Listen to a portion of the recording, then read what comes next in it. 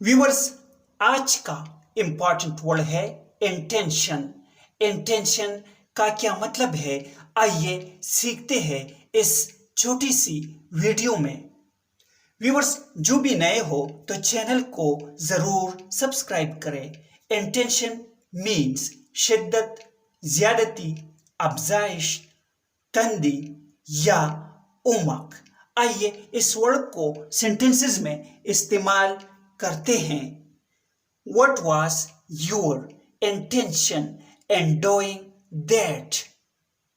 इसका मतलब है ऐसा करने में आपका क्या इरादा था। I have no intention of retiring just yet.